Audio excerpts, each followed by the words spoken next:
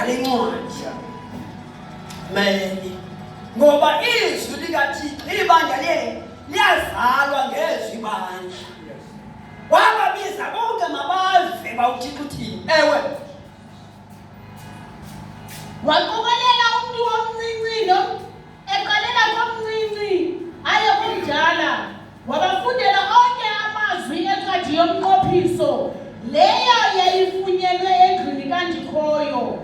Ukumkani wema ngasentsikeni wawuhlaziya umnqophiso kunye noNdikhoyo. wahlaziya umnqophiso noThixo. Ngoba kumele abantu abatsha sihlaziye umnqophiso nobani noThixo wethu. Amen. Ngoba bona le mzilo wathethelwa loks. Amen. Kumele singaphili nakanjani. Ngoba silapha kulomsi. And then uThixo ngawe umuntu omtsha ngase uThixo sincede. Ume wena uThixo umnqophiso kaThixo uzawugcina. Ewe sisi. Ethembisa ukulandela uNdikhoyo ayithobele imiyalelo imiqathango nemimiselo yakhe. Ethembisa ukubani uzamthila umyova uzamthobela. Abantu abatsha bazawuthobela uThixo. Bathi bezalwa bazalwe uba mna ndizawumthobela ubani uThixo. Thobela uThixo ngomzimba wakho. Thobela uThixo ngomoya wakho ngengqondo yakho. Amen. Thobela uThixo. Ewe oko ekwenza ngomxhelo wakhe wonke. into omtsha xa uyenza le nto uThixo akunceda kubantu abatsha yenze ngomxhelo wakho wonke ngamandla wenze nto ungarhuqi inyawo. Ngoba sibizwe labo singabantu asibe ligumbi esibizwe kulo singabantu abatsha. Kungathiwa asibazi abanye sibanga sibayi-50 kodwa bona abakhonzayo bangathi bayi-11. Ubabona bayaphi abanye phakathi abakugumbi labona kube khona abantu abatsha abazawukhonza benomxhelo benikwa nguThixo. uThixo umntu omtshiya kukhonzisa uyakwenzisa. Ngexesha lakho umntu omtsha ungakulingi uyeke khonza uThixo ngamandla akho. Ukunikile uThixo. Ewe sisi. Oko ekwenza ngomxhelo wakhe wonke ngokwamazwi alomnqophiso wawubhalwe apho encwadini. Ngoba kunabantu bangathi kwisisulwana nesisulwana khona abantu abasintswa abantu abatsha. Kodwa funeka njengomntu omtholindisayo aba bantu batsha baza ngasemva ngowuphi umnqophiso abafika nikuwoni. Ayikho enye into funeka sibaxelele yona abantu lesayifumanayo lesayixelelwayo. Ayikho enye into. Abantu abatsha ababizwa niyayibona limosulana bonyenza ne? Yayibona? Amen. Yayibona mos? No, ababizwa ngozozikwezo.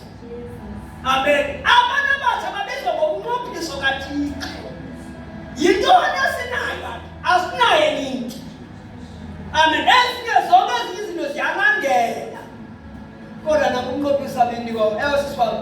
Nabantu ke bathembisa bazibophelela apho emnqophisweni. Ngoba xa unyaniseke uyilida njengomntu omtsha nabanye ababeza ngaphambili bafumana amandla apha kuwe mntu omtsha.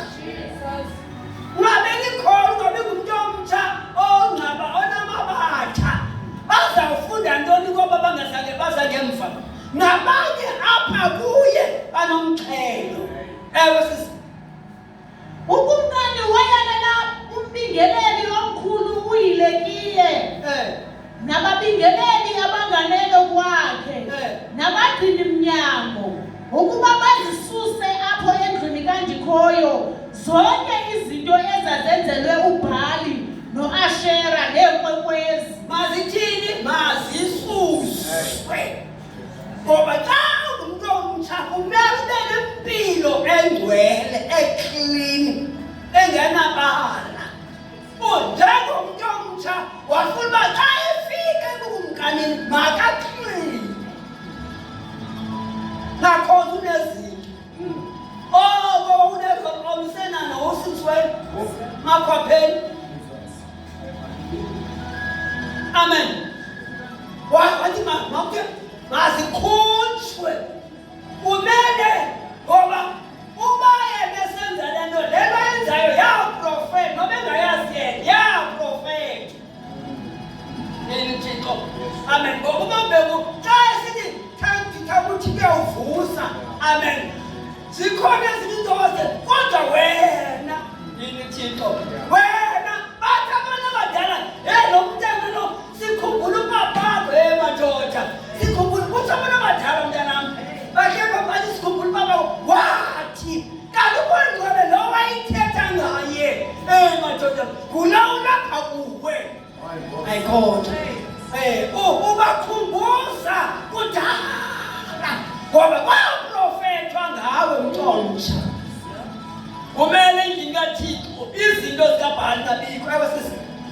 Zonke ezo zinto wazitshisela ngaphandle kweJerusalem. Ngoba uyakhili wazikhupha wazitshisa. Ngoba noma abanye bebehleli nazo kodwa xa kufika wena mntonsha. Amen. Ngoba abanye abantu abatsha bakwazi ukuthetha ngomntu bamhleke umuntu bathi bawugqiba bafike kuzweni mntonsha bafike kushunyelwe bavuthe umuntu mayimo ngoba ethetha ngobani na uthena abantu bevutha bona abanangxaki ngoba konke bekwe kubo ozitshisa. Ewe sisi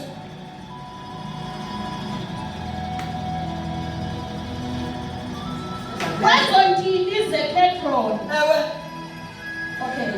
Ezo zinto wazitshisela ngaphandle kweJerusalem kwezo ntini zeKedron. Ke lona uthuthu waluthatha walusa eBhethele. yonke le nto yenza yaprofethi. Ewe sisi Wabadenda abo babingeleli banqula izithixo. abanqula izithixo wabakhupha ngokumsebenzi athi bayobambezela. Bantu abatsha banqula oothixo izithixo kanti ngoba umuntu omtshimane ukuvela kwinto ezinyana zakokwenu. Bantu abatsha kuzoba khona kanti khona umcimbi owenza kokwenu. Amen. Okay, nayo umntu omtsha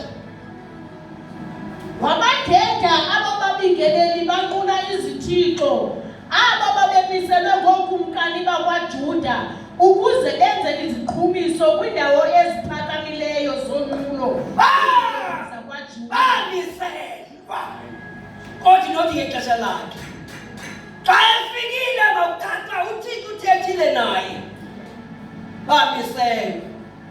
Haleluya. Kodwa izinto athi umuntu omtshayi sazifundiswa kubangelwe hayi le sayifundiswa kubanga be up wathi uba nayo noko singayenza le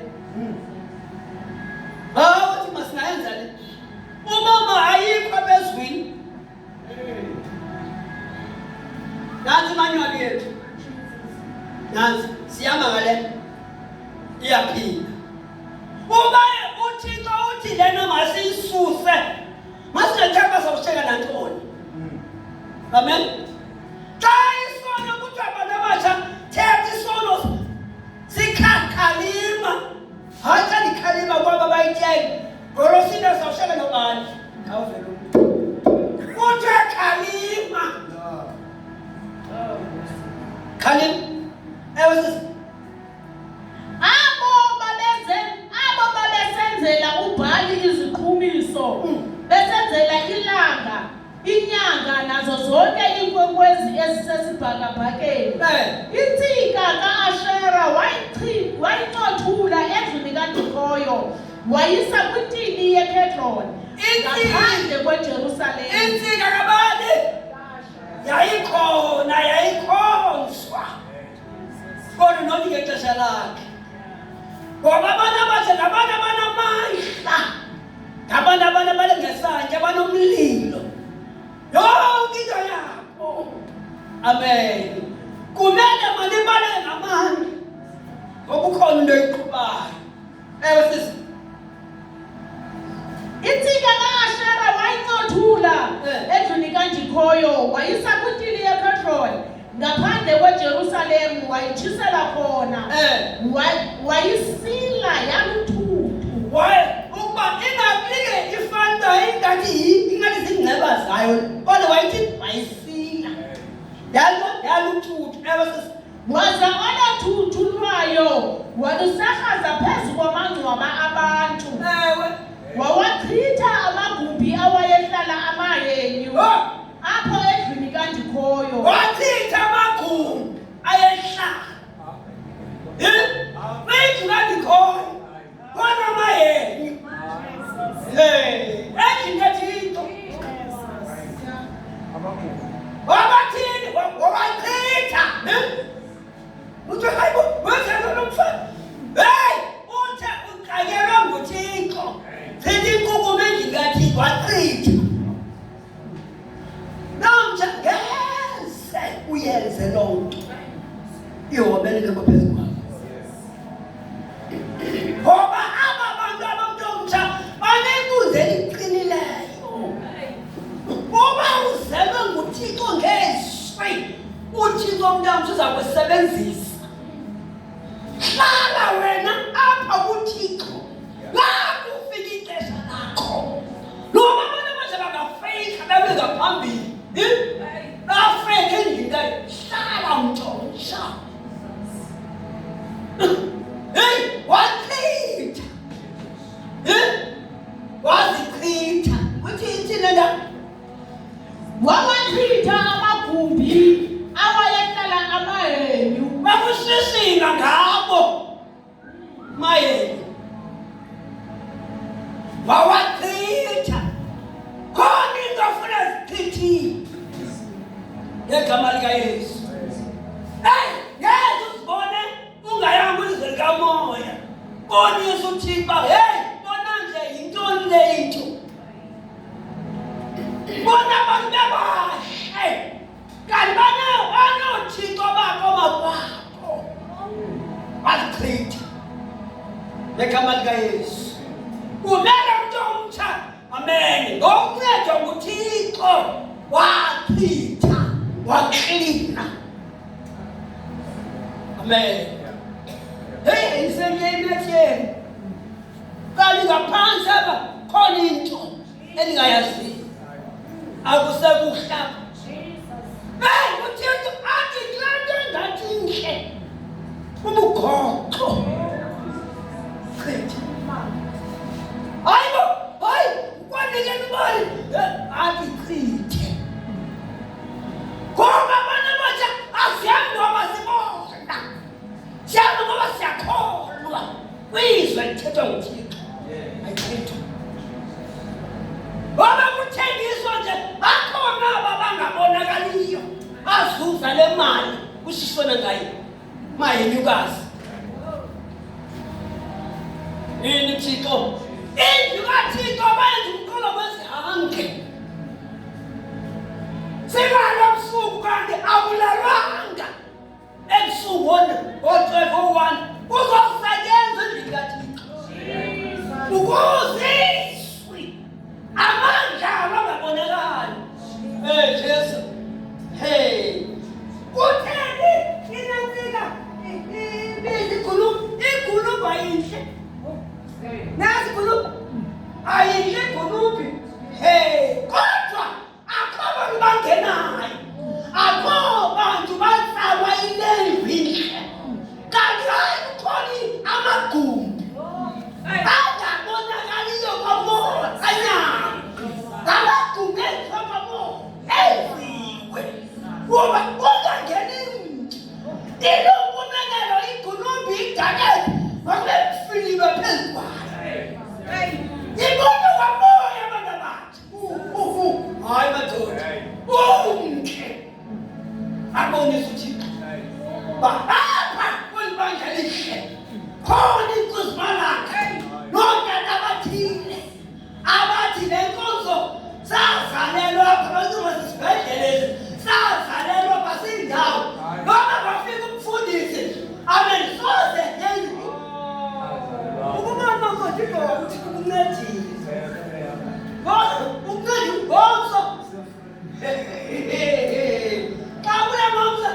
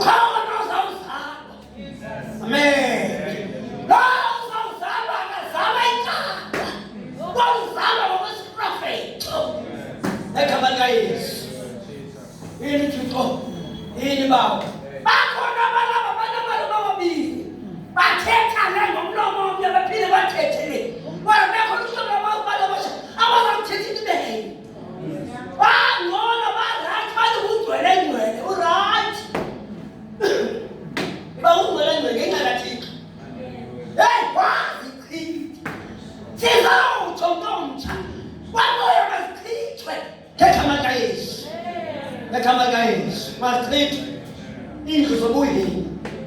Bazakhe ingathi. Yini bawo? Bayazakha. Eyingathi. Lokhu kanjani indawo ethi khetha unene kwa wana tikisi nathi kwazokwakha. Unene uphika ukuyicela imvumela. Wow, lephepha ufunikwa. Abenikiwe wazokwakha. Waphindwa uthi nene wenza zakhe akhaya anelithopi esalibhalet. Athi lent. Balajoka bakhe ngakunika impumunya ngayibisi. Wathi umsebenzi uneme wemuka. Wafika ikashwa uneme angakabuyi. Wathi ebuya unemiya. Wafika uTopiya enegumbi. Endlini kaThixo idibabile. Ithi negumbi wanikweni lihlala imali.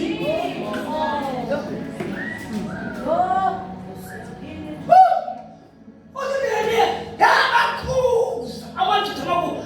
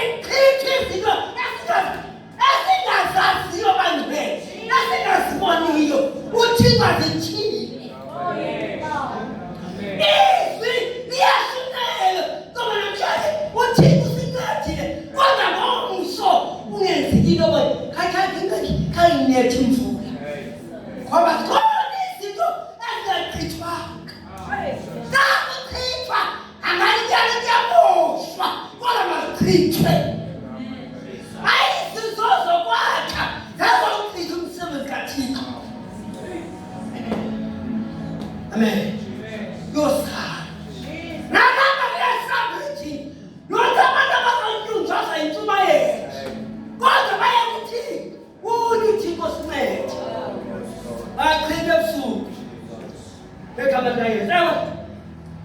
uJosiya wabaqubulela bonke ababingeleli kwiidolophu zakwaJuda waze wazibhangisa iindawo eziphakamileyo zonqulo. Masiqokelele ekhuluphi, masiqokelele eThekesi, masiqokelele nomume, masamba sithini?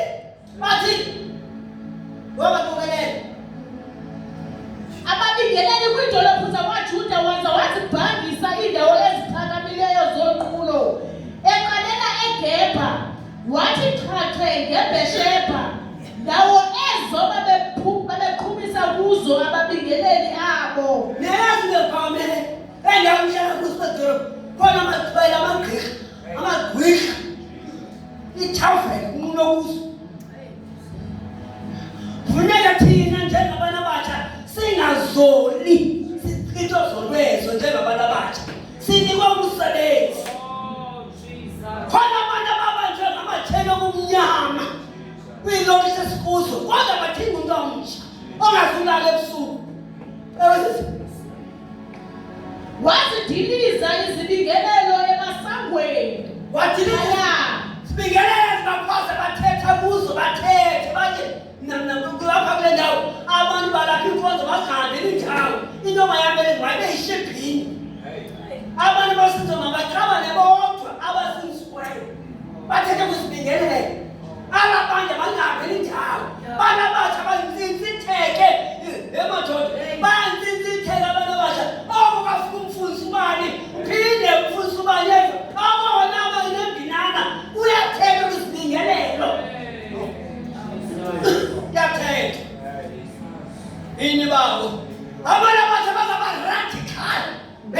uthi bakhamba lani sikhonza njani apha khonza njani bangathi lo Sinai abekho bakufa kwithini zakuba kwayo hayi into yakubani mayibawaneke into emani apha mntomtsha sisiliswe thina ngolosine asini gospel uyazibika zonke besizabo ngolosine lonke ngecawa ngolosine besizabo mntomtsha bezothini into yethu iyateka mntomtsha yayeke into yethu besizabo mntomtsha bencedwa nguThixo amen amarayi eziphakamileyo zolawulo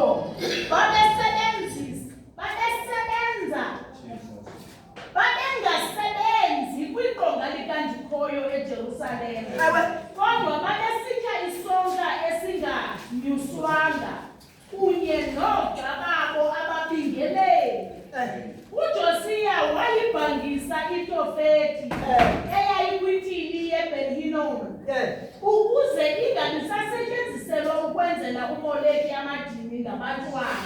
uMoleki wayenendawo yakhe lapho khona isithixo sakhona kwakunikelwa kubo abantwana banikelwe sibingelelweni abantwana kwenziwe ngabo idini wayibhangisa bawo wayibhangisa bathi abana bezalwa bathathwe uthi uma kubani uye esibhedlele akabuyanga nomntana kodwa bepha nompumelo khona isibingele kuthiwa umama ubani akazubuya nomntwana noma inyanga yesithoba akazubuya nayo uzobuya ekhala kodwa abantu bathi no Thixo wathi mabakhambe abantu abadala bana bangazuthula bame noThixo yini bawo hayibo usanda wenza intombi mazizale zona zihlukuse nokuthaba amanye noThixo utata nomama uvalisalo kodwa umntomtsha bhangisa chitha egama likaYesu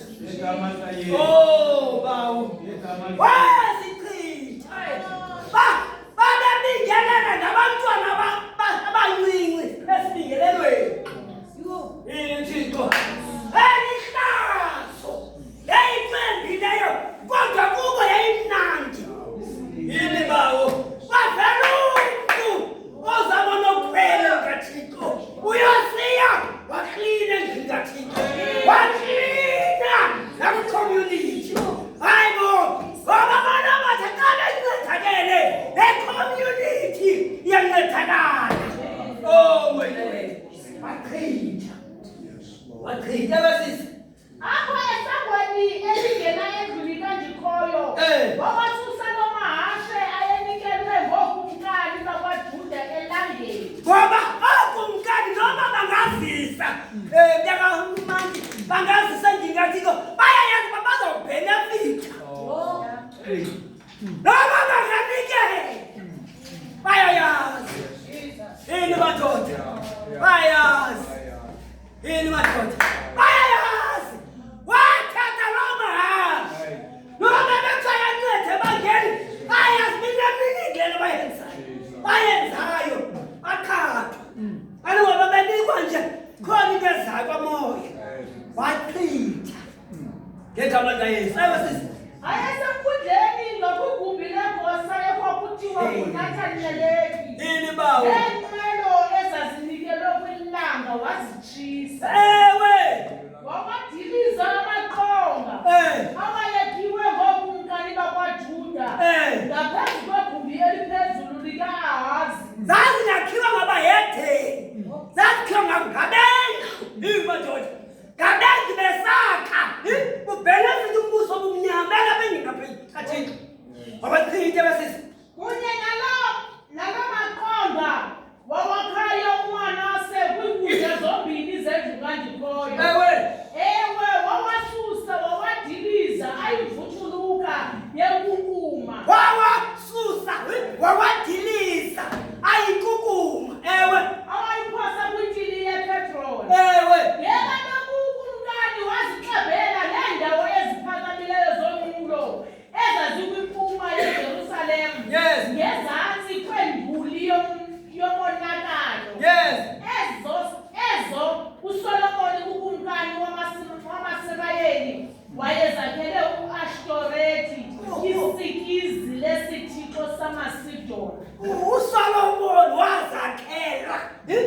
Baba, kodwa lo. Ngoba uSolomon wawa. Ngenxa yamakhosikazi wawa. Kodwa yena lo xa efika wachitha zozilweso. Waqina mfundisi. Waqina. Khona izinto abatsha ngoba hayi kuthiwa zeza lapha. Kodwa izinto zeza lapha nyhani ayizinto zikaThixo. Zeza lapha kule cawa kodwa izifo ezikaThixo. Yemadoda. Hey! Uyibona loo nto leyo unceda ngotyhilela nguThixo. Wazichithe wesisi. Yini bawo? Bekhona abantu abanenhlungu ngenxa kaThixo. Wayibangeka bawubheka ubange kaThixo ingangeni indawo. Khona izinto ezisayoshisa. Nendawo eziphakamileyo zomulo zikaKemoshe. Nesikizi. ZikaKemoshe. Isikizi lezithixo samaMowabi. NesikaMilikon. Isikizi lezithixo sama-Amoni. UJosiya wazaphula iintsika zamatye. Hey! Lekithi ibandla lalibotshwe yimimoya. Nothi umoya, imimoya. Yayibizidlanga kwingoku, imimoya ehlanganisa ibandla. Sawubona le ndawo sinomoya, bona into zilapha komoya. Othi kwabamanzi. Zininzi into lapha xa ungena. Alungonyathi uPawulo, undani ndihamba, ndabona kwesibisibike, ukuthi okubhala kungaziwayo. Khona into ezilapha, khona into ezipha igqunuba, khona into ezipha ejaketi, khona into ezibamba umzi lo kaThixo, ungamuvi, phakathi, amen. Ndiyakholwa kuThixo hey, akafuna amandla okhetha. Ngenxa yezi zinto, bona abantu abathosisi baba, hey, ingcole le, bancine ehlangu zabo. Abantu into.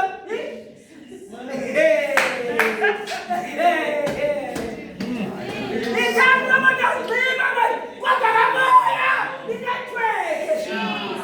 Abezulu. Bachitha madoda. Egama laYesu. Hayi madoda. Abantu banikhombisile manje. Kodwa ningamakholwa kwamoya. Kwamoya ningamadoda. Kamoya, baba, nahlala phana nalityisi. Njengabantu njalo masisoma esasidala. Wazigawula iintsika zikaAshera. Wathini intsika? Lena zigawulwe. Nali isembe lethu. Nali sanikwa lona. Alikho lifanele. Baba, uma uphephu, wayisandla lebhayi, nali isembe. Ekhotha, nali isembe kukhona. Sinikwa lona. Wagawula insika kaAshera, ewe. Waza ezo ndawo zazo wazigquma ngamathambo abantu. Guma, heke. Walidiliza neqonga eliseBhetele. Ewe. Loo ndawo yomqulo yayenziwe nguJehorabbona. Egowami. Unyana kaNebhathi. Uyabonga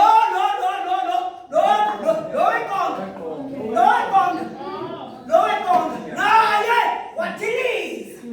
Ngoba benza izinto abamele babuyele bese zabo. Wathini abasisi wabo? Konke nje watshabalalisa. Konke wathini? Wathina. Egama laYesu. Kumele kula submission kwamoya siyaklina. Singazoli njengabantu abatsha. Sebasisi. Loo ndawo wakhiwa kuyo wayitshisa, wayisila yaluthula. Hey, ungawasabona ngaba hey, yayime apha. Wayitshisa yaluthuthu ewe. Ngokunjalo nentsika kaAshera wayitshisa.